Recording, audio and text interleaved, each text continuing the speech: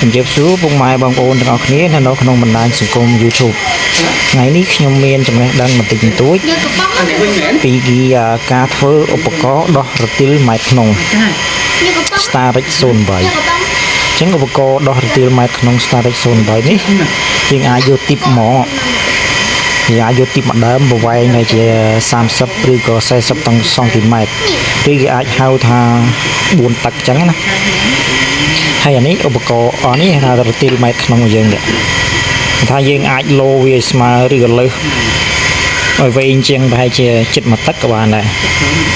ចឹងអានេះខ្ញុំមិនមានទីបទេចឹងខ្ញុំយកបូមឡានមកធ្វើតែម្ដងនេះអានេះបដូលបូមឡានខាងក្នុងចឹងកន្លែងនេះដាក់បដាងគឺដើម្បីយើងដាក់ប្រឡងនេះចឹងចូលហើយយើងផ្សារវាជួបមកសម្រាប់ធ្វើកន្លែងមួលប្រឡងអញ្ចឹងរួចយើងមានអាទីបនេះមួយទៀតអានេះយើងដាក់វាអញ្ចឹងហើយយើងផ្សារវាជួបមកអានេះគឺយើងផ្សារនេះក៏ផ្សារអញ្ចឹងកន្លែងនេះក៏ផ្សារកន្លែងនេះគឺយើងផ្សារអញ្ចឹងនេះជាការដាក់ឡូមើលជាគំរូសិនអញ្ចឹងយើងដាក់វាតម្រង់បែបនេះ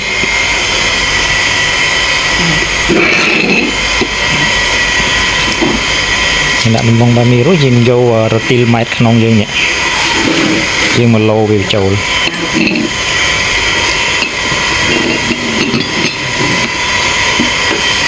អញ្ចឹងពេលដែលយើងលោវាចូលអញ្ចឹងរួចហើយអាទីបកន្លែងនេះគឺយើងចោះរន់វាទាំងពីរសងខាងហើយយើងមានប្រឡង2គ្រាប់ប្រឡងនេះយើងដាក់អញ្ចឹងហើយប្រឡងនេះដាក់បែបនេះចេះហើយយើងផ្សារប្រឡងនេះទាំងពីរដូចគ្នា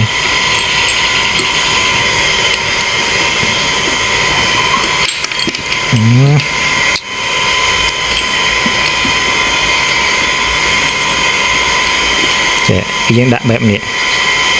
ដល់ពេលយើងដោះរទេលម៉ែទៅយើងមួលអានេះចូលមកនេះវាចូលឲ្យជាប់ទៅហើយតឹងទៅចាំយើងដោះវាចេញអញ្ចឹងសូមរងចាំតាមដានទស្សនាបន្តទៀតយើងមកចុចផ្សារវាជួប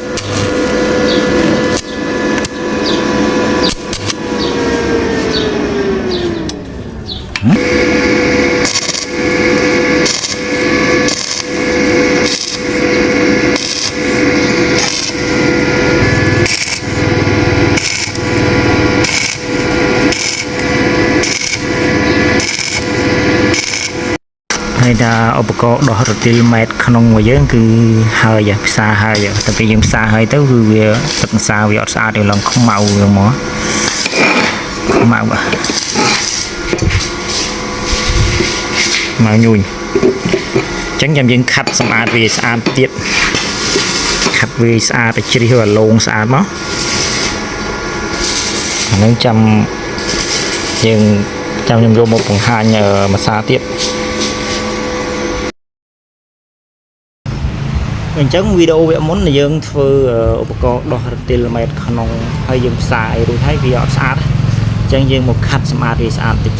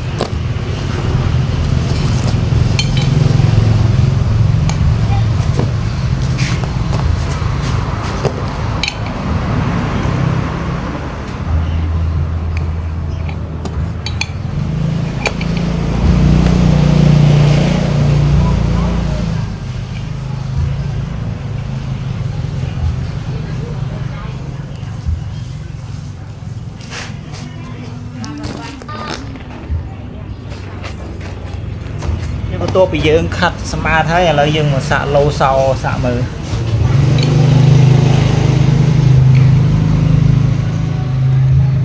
cho ban mà cái đá chẳng còn năng dương anh mua chính anh ấy dương đặt lông tôi giờ lấy đâm vậy vì dương đi đặt đập quần của bán đâm buồn của bán lọ tôi bây giờ ban cắt smart thấy mình là so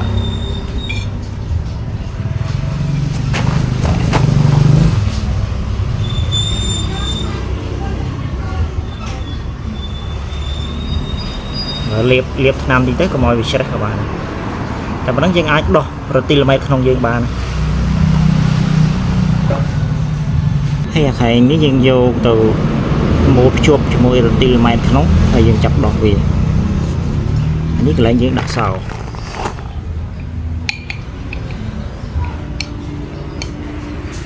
ែបើជួបបានពាក់កណ្ដាលអញ្ចឹងប៉ុណ្ណឹងយើងអាចសង្កត់រុញបន្តិចទៅវាយើងអាចម៉ូដោះបានអញ្ចឹងវីដេអូរបស់ខ្ញុំ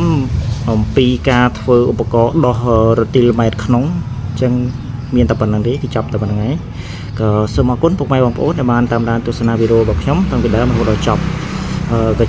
សូមជួយឲ្យចុច Subscribe ឬហើយនឹងដាក់រូបកណ្ដឹងម្នាក់មួយផងដើម្បីបានទទួលបានវីដេអូថ្មីៗបន្តទៀតដែលខ្ញុំធ្វើវីដេអូចែករំលែកជាចំណេះដឹងឬក៏ការធ្វើដោយខ្លួនឯងអញ្ចឹងណាអរគុណ